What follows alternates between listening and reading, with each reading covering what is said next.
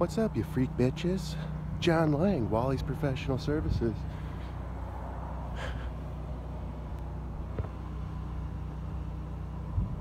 We're doing just this side of the home, north side of the home. And then we got the crew down the street doing another house. So this is why I like having the truck. This is why I'm hesitant to put all that equipment on the trailer, because now we can do two things at the same time. Another option would be maybe putting the power washer back on a cart and leaving on the trailer, so if we do need to haul it over somewhere, we could pull it over. But this worked out sweet. So we did the house, the neighbor came over, wanting the north side cleaned. I told her we have a $200 minimum, but if she wants to do it right here, right now, since we're out here, I'll do it for $120. It's just the side of a garage. Nothing, be in and out of here, but so yeah, that's my dilemma. This little truck, man. Y'all guys are just getting into this. Get yourself a little pickup truck, get you a little cheapy reel, some hose. You don't even need the buffer tank. This buffer tank just sits here for looks. We don't even use it no more. I found out the pump I was using to power the power washer wasn't delivering as much water as I thought it was, so this machine was still being starved. So once we hooked it back up to the spout from the house, this thing ran way better. We're getting way more water. So I don't care what they say. Everyone talks crap about these little, this is a Simpson 4200 psi 4 gallon per minute. It's the cheapest power wash, 4 gallon per minute power washer you could probably find. It's direct drive, nothing fancy. The only reason that's red is because I broke the flywheel, so that's a replacement flywheel. Otherwise, it would be black. Yeah, it's nothing fancy, and it does the job. And I used it all last year. I blew the pump. They replaced it for absolutely free. So this is a brand new pump. It's still running strong.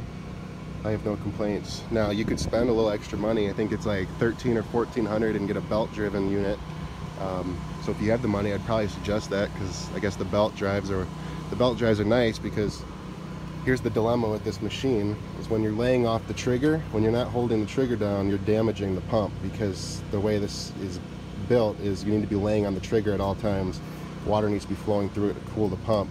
So when I let off the trigger, that pressure builds up and it's not good for it. And sometimes you just can't avoid it. You have to let off the trigger for a few seconds. With this belt-driven unit, there's a bypass, so anytime you let off the trigger, the water bypasses into the tank, so that's pretty nice. You could set up your 4 gallon per minute machine to do something like that. So, yep. We got an issue with our downstream injector over there. It makes a funny noise. I don't know what the deal is, but yeah. I had to come do a makeshift repair. We got 2 vice grips on this hose pinching it shut. So this hose and this hose are connected with this valve that turns, it opens and shuts, but we broke the tip off, and we've been like twisting it with tools, but it's not shutting the valve, so it just stays open. This thing's just messed up, so we had to pop the valve off and then just pinch the hose shut as like a in the field makeshift repair. Hey, it works. He's over there using it, so we're golden. So we got this house all cleaned up, a little 1-story. It's taking longer than I wanted, but that's all right. It's not as late as I was thinking it was. We got everything done, and then I forgot about the chimney, so we got to spray the chimney. Yeah, so get it wet, get in position, and here, let me get this hose for you.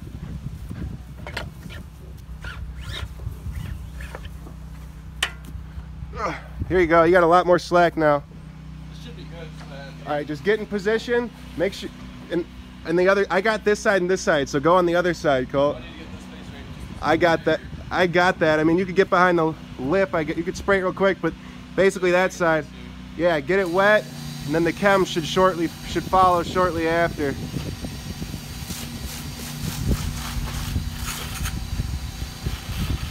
I forgot about the chimney. So you're almost done. It's all right though. Don't ever leave. Don't ever say, "Yeah, screw it," and walk away, man. Homeowners look at that stuff. There's a little green there. He would have probably never called us back if we left that alone. Or talked shit, you know? So I'm hoping you guys can see this in the video, but this is spot there. We got a bunch of splotch marks on here. Here's a good. See how ugly that is? Doesn't look good. It can be terrifying if you're a new guy starting off and your house is drying up and looking like this. Just take a rag, it wipes right off. All this is from is just there was too much pressure on the siding and it forces water behind the holes. These little bleeders right here, they're all over. Water gets behind there, and the dirty water behind the house just leaks out and looks real splotchy and weird. Also, this vinyl is extremely oxidized, so this is probably more of an oxidation issue than any.